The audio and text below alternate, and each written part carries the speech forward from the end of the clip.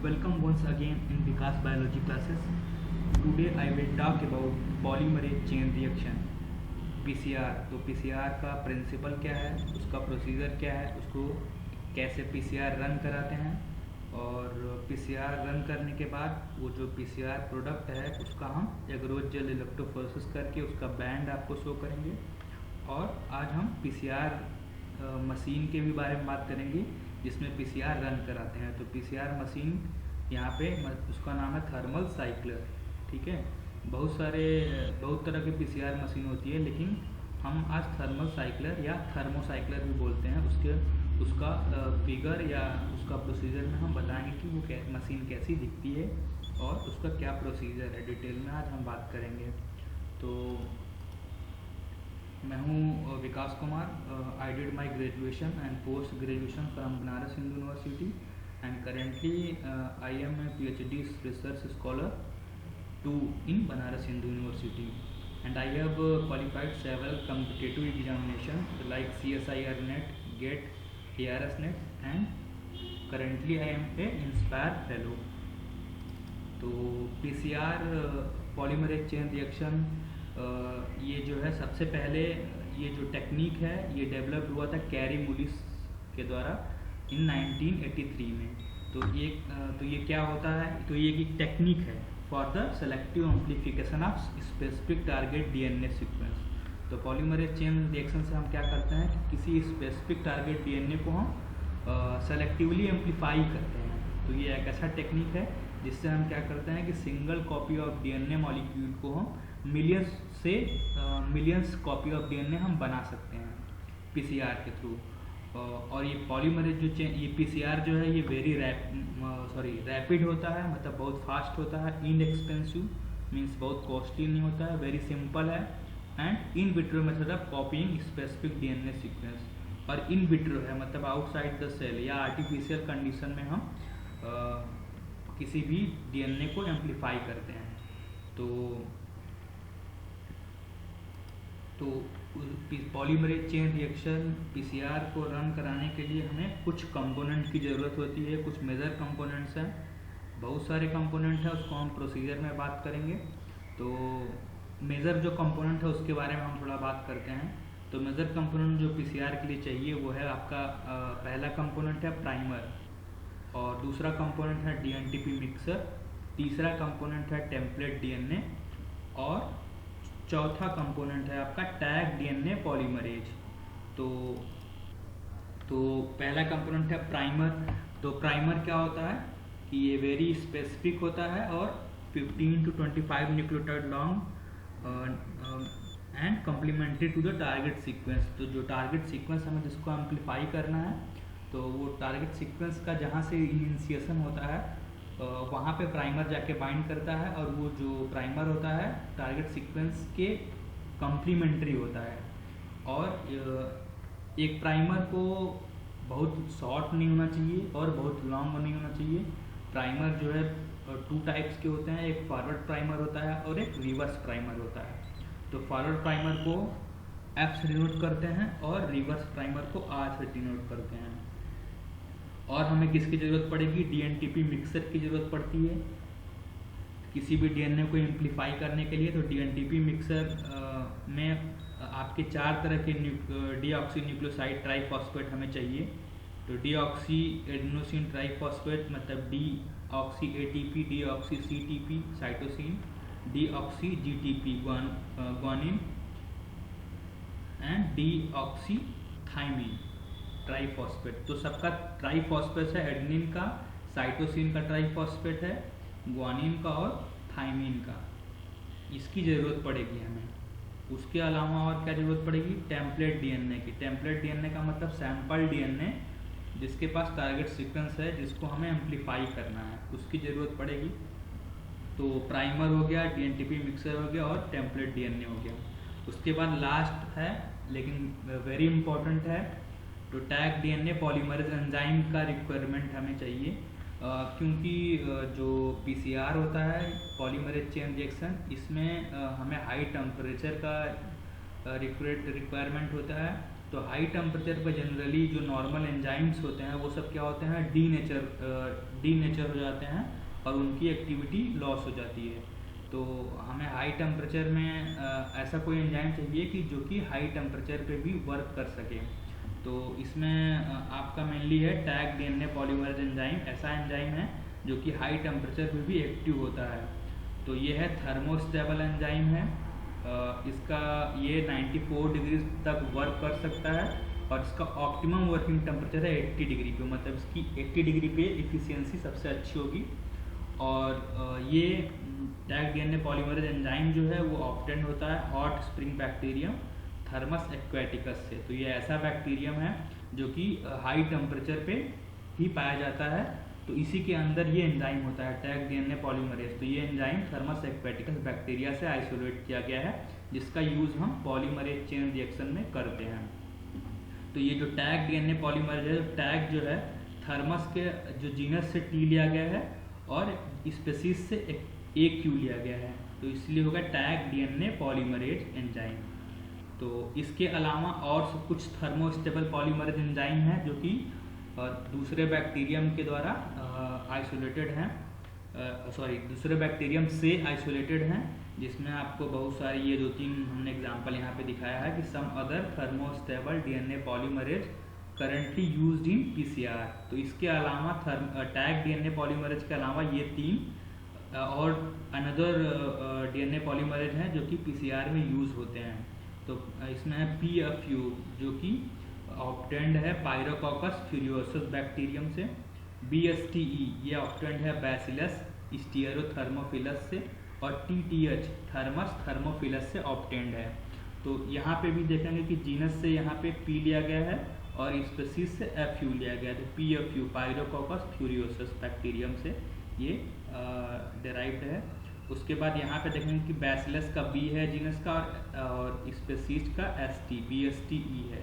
और thermos thermophilus में आप देखेंगे कि जीनस का टी और स्पेसीज का टीएस। तो पीसीआर को रन कराने के लिए यही मेजर 4 कंपोनेंट हैं, जिसमें पहला था आपका प्राइमर, दूसरा है आपका डीएनटीपी मिक्सर, तीसरा है टेम्पलेट डीएनए और चौथा टैग डीएनए पॉलीमरेज। तो यही 4 मेजर कंपोनेंट है। इसके अलावा और सारे कंपोनेंट है जिसके बारे में हम बात करेंगे प्रोसीजर में, लेकिन ये मेजर कंपोनेंट है जिसका रिक्वायरमेंट होता है पॉलीमरेज चेन रिएक्शन को रन कराने के लिए या पीसीआर को रन कराने के लिए।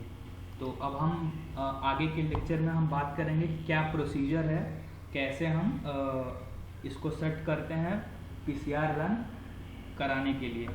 तो प्रोसीजर में हम एग्जाम्पल के तौर पे 100 माइक्रोलीटर रिएक्शन मिक्सर बनाएंगे 4 पीसीआर ट्यूब्स में, मतलब 4 पीसीआर ट्यूब हम 4 ट्यूब में रन कराने के लिए 100 माइक्रोलीटर रिएक्शन मिक्सचर हम बनाएंगे। ये सारे कंपोनेंट हैं हमारे। तो जिसमें हमने बताया था कि आपको प्राइमर लेंगे। प्राइमर आपका एक फॉरवर्ड प्राइमर होता है और एक रिवर्स प्राइमर होता है। दोनों का कंसंट्रेशन 10x होता है और दोनों को 10 माइक्रोलीटर लेते हैं। फिर डीएनटीपी मिक्सर 2 मिलीमोलर कंसंट्रेशन का 10 माइक्रोलीटर लेते हैं। अब इस डीएनटीपी मिक्सर में एडेनिन ग्वानिन थाइमिन साइटोसिन सबका डीऑक्सिड और ट्राइफॉस्फेट है। फिर टेम्पलेट डीएनए लेते हैं 5 माइक्रोलीटर। तो टेम्पलेट डीएनए मतलब जो डिज़ायर्ड है, जिसको हमें एम्पलीफाई करना है, तो उसको टेम्पलेट डीएनए बोलते हैं। उसको 5 माइक्रोलीटर लेंगे। उसके बाद बफर यूज़ करेंगे एचएफ बफर 5x, मतलब इसका कंसंट्रेशन है, उसको 20 माइक्रोलीटर लेंगे। वाटर में मिली की वाटर लेंगे 27 माइक्रोलीटर। डीएमएस ऑप्शन में 3 माइक्रोलीटर। MgCl2 2 मिलीमोलर का है 14 माइक्रोलीटर। 4 पीसीआर ट्यूब है उसके लिए 14 माइक्रोलीटर। और enzyme 1 microlitre tag DNA polymerase enzyme. Total देखेंगे हम इसको कैलकुलेट जब ऐड करेंगे तो 100 माइक्रोलीटर आएगा। तो ये हम 4 पीसीआर ट्यूब रन कराना है, इसलिए 100 माइक्रोलीटर ले रहे हैं। अगर आपको एक ही पीसीआर ट्यूब रन कराना है तो उस हिसाब से आप इसको कैलकुलेट करेंगे। और ऐसा नहीं है कि ये एकदम फिक्स है, ये डिपेंड, इसका ये जो अमाउंट है ये डिपेंड करता है कि इसका कंसंट्रेशन क्या है। जैसे कि मान लीजिए आपका यहाँ पे बफर है 5x, तो जब ये बफर 5x है तो उस समय इसको हम 20 माइक्रोलीटर ले रहे हैं। मान लीजिए यही बफर 10x रहता तो उसको हम 10 माइक्रोलीटर ही लेते। तो इस हिसाब से हम कंसंट्रेशन वैरी होने के हिसाब से ये जो वॉल्यूम हम ले रहे हैं ये भी वैरी हो सकता है, कुछ फिक्स नहीं है, ठीक है।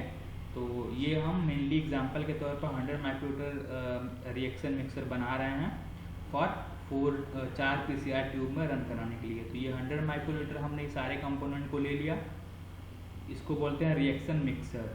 तो PCR ट्यूब में हमने ये 100 माइक्रोलीटर ले लिया, ठीक है।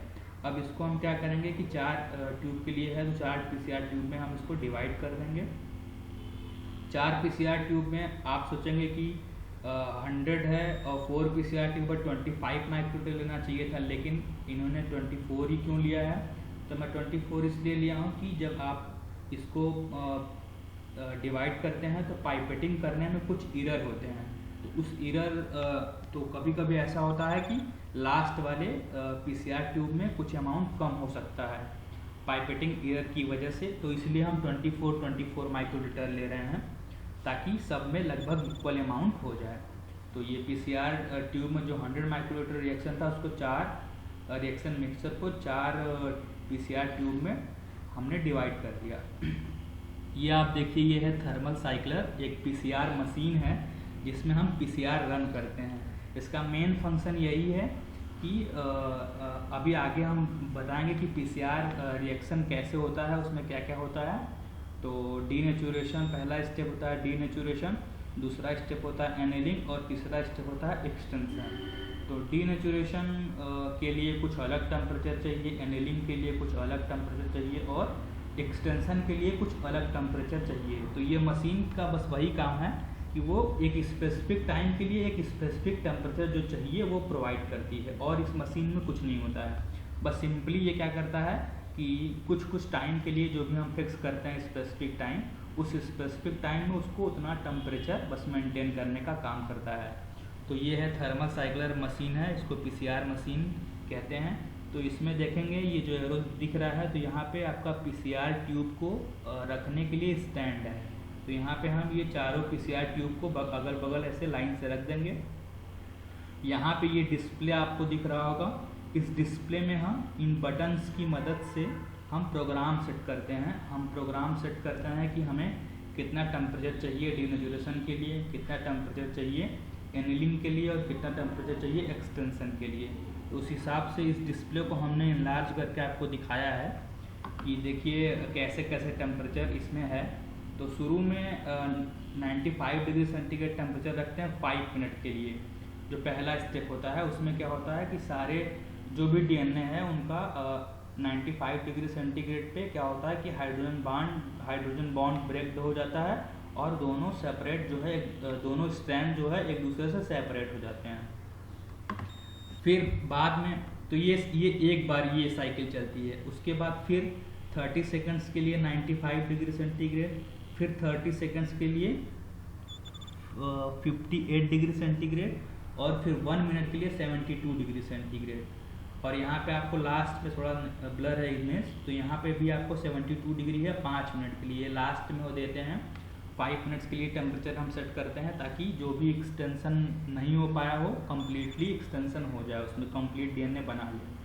तो ये साइकिल एक बार चलती है और ये भी लास्ट में एक बार बस होता है, मतलब 95 और 5 मिनट एक बार, 72 5 मिनट एक बार। लेकिन यहाँ पे जो देखेंगे यहाँ से लेके यहाँ तक ये जो है, तो यहाँ पे आपका ये साइकिल 30 टाइम चलता है, 30 साइकिल्स चलती है, जिसमें पहला है 95 डिग्री सेंटीग्रेड 30 सेकंड्स के लिए, 58 डिग्री सेंटीग्रेड 30 सेकंड्स के लिए और 72 डिग्री सेंटीग्रेड 1 मिनट के लिए।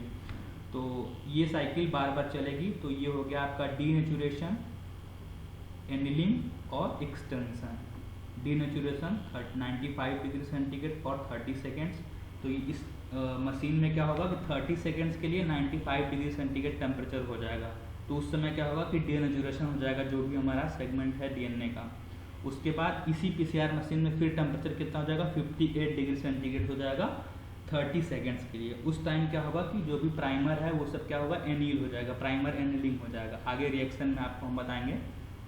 फिर इसी PCR मशीन में क्या होगा कि 72 डिग्री सेंटीग्रेड टेम्परेचर हो जाएगा 1 मिनट के लिए। उस टाइम क्या होगा, DNA का एक्सटेंशन होगा। तो ये साइकिल आपका बार बार चलता रहेगा, 30 टाइम चलेगा। तो ये है आपका डीनेचुरेशन, प्राइमर एनेलिंग और एक्सटेंशन, डीनेचुरेशन, प्राइमर एनेलिंग और एक्सटेंशन, ये ऐसी साइकिल चलती रहेगी 30 टाइम, ठीक है। तो आगे हम बात करते हैं इसके क्या इसमें मेन रिएक्शन कैसे होता है, कि कैसे वो एम्पलीफाई होता है, उसके बारे में हम बात करेंगे। तो रिएक्शन मेनली जैसे कि आपका मान लीजिए ये डीएनए सेगमेंट है जिसमें ये टारगेट सीक्वेंस है जिसको हमें एम्पलीफाई करना है। तो इसका ये इनलार्ज व्यू है, इसका टारगेट सीक्वेंस का ये इनलार्ज व्यू हो गया। तो पहला स्टेप हमने बताया था डीनेचुरेशन, जो कि 93 to 95 डिग्री सेंटीग्रेड के लिए पे रखते हैं 30 सेकेंड्स के लिए। तो उसमें क्या हुआ कि इसके बीच का हाइड्रोजन बॉन्ड ब्रेक डाउन हो जाएगा और ये दोनों स्ट्रैंड देखिए आप अलग अलग हो गए, सेपरेट हो गए। इसको बोलते हैं denaturation of DNA. DNA denatured हो गया, मतलब इनका बीच का हाइड्रोजन बॉन्ड टूट गया और ये दोनों स्ट्रैंड अलग अलग हो गए। फिर आपने देखा था कि प्राइमर एनेलिंग के लिए हमने 58 डिग्री सेंटीग्रेड रखा था। तो ये सब टेम्परेचर आप जैसे 93 to 95, 50 to 70, 70 to 75 ये वेरी कर सकता है डिपेंडिंग अपॉन कि आपका ये टारगेट सीक्वेंस का लेंथ कितना है, प्राइमर का साइज कितना है, तो उस हिसाब से ये वेरी करता है। तो जो हमने दिखाया था आपको उसमें देखिए 95 डिग्री सेंटीग्रेड डीनेचुरेशन के लिए है, 58 डिग्री सेंटीग्रेड प्राइमर एनेलिंग के लिए है और 72 डिग्री सेंटीग्रेड एक्सटेंशन के लिए। ये हमने अपना कैलकुलेट किया है, जो भी हमें टारगेट सीक्वेंस हमें एम्पलीफाई करना था ये स्पेसिफिकली उसके लिए है।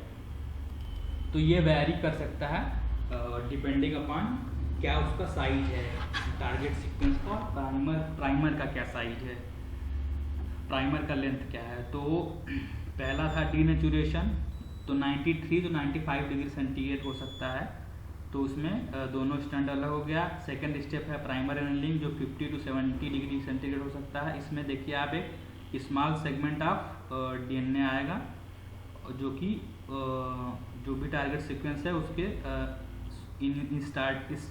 स्टार्ट में ही वो देखिए इसमें ऐड हो गया, ठीक है, क्योंकि ये एक दूसरे के कम्प्लीमेंट्री होते हैं। जब हम प्राइमर डिज़ाइन करते हैं तो उस टाइम इसको इस तरह से बनाते हैं कि जो भी हमारा टारगेट सीक्वेंस है उसके ये कम्प्लीमेंट्री रहे और वहाँ पे जाके बाइंड करेगा। तो प्राइमर एनेलिंग जो है, प्राइमर उस जो टारगेट सीक्वेंस है उसके कम्प्लीमेंट्री जाके बाइंड कर जाएगा। तो जैसा कि आप जानते हैं कि डीएनए का सिंथेसिस हमेशा 5' to 3' डायरेक्शन में होता है। तो ये इधर जाएगा और ये भी 5' to 3' डायरेक्शन, मतलब ये इधर चलेगा। तो बाद में हम ये इसमें 50 to 70 degree centigrade temperature 30 seconds के लिए रखते हैं। अब ये हो गया प्राइमर एनेलिंग। उसके जस्ट बाद हम टेम्परेचर जो है 70 to 75 डिग्री सेंटीग्रेड करते हैं। तो ये 1 मिनट के लिए होता है, 1 मिनट के लिए। इसमें देखिए आपका एक्सटेंशन होना शुरू हो गया, मतलब इसके कम्प्लीमेंट्री जो भी न्यूक्लियोटाइड है वो आके इसमें बाइंड होते जाएंगे। तो 5' to 3' डायरेक्शन, ये यहाँ तक सिंथेसाइज हो जाएगा और ये यहाँ तक सिंथेसाइज हो जाएगा। ये है आपका दोनों प्राइमर हैं और ये न्यूक्लियोटाइड बेस पेयर है जो कि इसके कम्प्लीमेंट्री रहेगा, वो ऐसे बाइंड होते चले जाएगा। तो देखेंगे कि आप 5' to 3' डायरेक्शन में ये डीएनए यहाँ तक सिंथेसाइज हो जाएगा और ये भी 5' to 3' डायरेक्शन में इधर सिंथेसाइज हो जाएगा। और बाद में एक साइकिल के बाद आप रिजल्ट देख सकते हैं कि एक साइकिल चलने के बाद ये जो हमारा ये जो हम डिज़ायर्ड डीएनए था या जिसको एम्पलीफाई करना था, वो 1 कॉपी से 2 कॉपी बन गया एक साइकिल के बाद।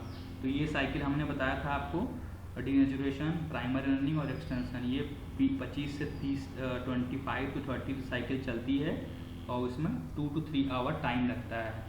तो उतने में ये बार बार चलेगा और एक साइकिल में ये 2 बनाएगा, 2 साइकिल में 4 साइकिल में 8, ऐसे एक साइकिल में 2, फिर 2 साइकिल में 2 से 4, 3 साइकिल में 4 से 8, इस तरह से बनाएगा। और ये 2 से या 1.5 से 2 घंटे के बीच में ही millions to billions copy of DNA बना देगा, मतलब डीएनए को एम्पलीफाई करके लार्ज अमाउंट में बना देगा। इवन मतलब कि वो मिलियंस या बिलियंस कॉपी ऑफ डीएनए बना सकता है। तो उसका एनालिसिस हम करते हैं कि कैसे वो बनाता है। तो देखिए 1 कॉपी का टारगेट सीक्वेंस है, एक साइकिल के बाद वो 2 कॉपी बन गया। आफ्टर 2 साइकिल वही 2 कॉपी से 4 कॉपी बन गया। 3 साइकिल्स के बाद वो 4 कॉपी से 8 कॉपी बन गया। फिर आफ्टर 4 साइकिल 8 कॉपी से वो 16 कॉपी बन गया। तो सो ऑन ऐसे ही देखते जाएंगे। तो हम 20 साइकिल के बाद आप देखेंगे कि लगभग 1 मिलियन कॉपी बना लेगा डीएनए का। और अगर उसी को हम 30 साइकिल के बाद देखें तो 1 बिलियन कॉपी ऑफ डीएनए बना लिया। तो यहाँ पे हम देख सकते हैं कि हम एक कॉपी ऑफ डीएनए से million two billion copy of DNA बना सकते हैं केवल 30 साइकिल्स में। 1 to 2 आवर या 3 आवर्स में हम one copy of target sequence से millions to billions copy of DNA हम बना सकते हैं। अभी जो पीसीआर प्रोडक्ट हमारा बन गया उसको हम ये देखिए यहाँ पे एग्रोज जेल इलेक्ट्रोफोरेसिस किए हैं। ये एग्रोज जेल है। तो हमने 4 पीसीआर ट्यूब लिया था। तो यहाँ पे आप कंफ्यूज मत होइएगा। ये जो है केवल 2 पीसीआर प्रोडक्ट है, चारों का रन नहीं कराया है, बस 2 का रन कराया है। तो हमने 4 पीसीआर ट्यूब, चारों में इसी तरह का होगा। तो ये दोनों हालांकि अलग अलग है। तो ये पीसीआर प्रोडक्ट अलग है, ये पीसीआर प्रोडक्ट अलग है। तो यहाँ पे हमने एग्जाम्पल के तौर पे 4 पीसीआर ट्यूब में डिवाइड किया था, लेकिन ये जो पीसीआर प्रोडक्ट हैं ये दोनों अलग अलग हैं। जेल रन कैसे कराते हैं उसके बारे में हम थोड़ा आपको बताने के लिए इस इमेज का यूज़ किया है। तो यहाँ पे देखिए डीएनए लैडर हमने यहाँ पे ऐड कर दिया है इस वाले वेल्स में, और इधर में एक पीसीआर प्रोडक्ट 1 और पीसीआर प्रोडक्ट 2। ये डीएनए लैडर है। देखेंगे आपको इसमें इस तरह से आपको बैंड दिखेगा, 13 बैंड्स दिखेगा। तो सबसे नीचे वाला जो बैंड है वो इससे हम बैंड्स की हेल्प से हम पता कर सकते हैं कि इनका इसमें कितना बेस पेयर है और इनका क्या साइज है। तो यहाँ पे भी आप काउंट करेंगे तो 13 बैंड्स दिखेंगे आपको। तो सबसे जो नीचे वाला बैंड है वो 300 बेस पेयर का है, उसके ऊपर 500 बेस पेयर का, उसके ऊपर 700 बेस पेयर का, ऐसे ही सबसे ऊपर सबसे ज़्यादा बेस पेयर का होगा और सबसे नीचे सबसे कम बेस पेयर का होगा।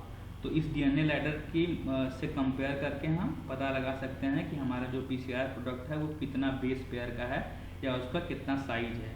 तो सबसे लास्ट वाला यहाँ पे आप देख सकते हैं, यहाँ पे है बैंड, उसके ऊपर ये बैंड जो है 500 बेस पेयर का है। तो जो ये पीसीआर 1 है ये लगभग 500 बेस पेयर का है, और ये वाला जो है ये 700 बेस पेयर का है, थर्ड नंबर।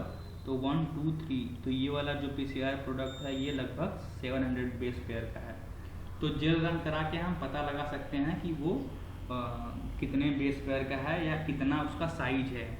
क्योंकि जब हम जो भी टारगेट डीएनए को एम्पलीफाई करना होता है हमें उसका सीक्वेंस पता रहता है। तो उससे हम पीसीआर रन करके उसका हमें सीक्वेंस है उसका बेस पेयर में पता रहता है। तो पीसीआर रन करा के हम पता लगा सकते हैं कि वो कितने बेस पेयर का है। तो ये आपका एक तरह से प्रीलिमिनरी कंफर्मेशन है कि हमें ऑलरेडी नोन रहेगा कि कितने बेस पेयर का है, और डीएनए लैडर से हम कंपेयर करके पता लगा सकते हैं कि ये कितने बेस पेयर का है। अगर उतने ही बेस पेयर का लगभग है तो मतलब हमारा वही पीसीआर प्रोडक्ट है। फर्दर इसको और कंफर्म करने के लिए हम इसकी सीक्वेंसिंग करा सकते हैं, और सीक्वेंसिंग से हम उसका एग्जैक्ट कितने बेस पेयर है हम उसको पता लगा देंगे। उससे एकदम 100% कंफर्म रहेगा कि हमारा वही पीसीआर प्रोडक्ट है जिसे हमने एम्पलीफाई करना चाहते थे। तो इस तरह से आप पीसीआर को, मैं उम्मीद है कि आप पीसीआर को समझ लिए, आपको समझ में आया होगा। तो पीसीआर में मेनली जो भी था बेसिक उसको हमने इसमें बताया। उम्मीद करता हूँ आपको पीसीआर समझ में आ गया होगा। Thank you.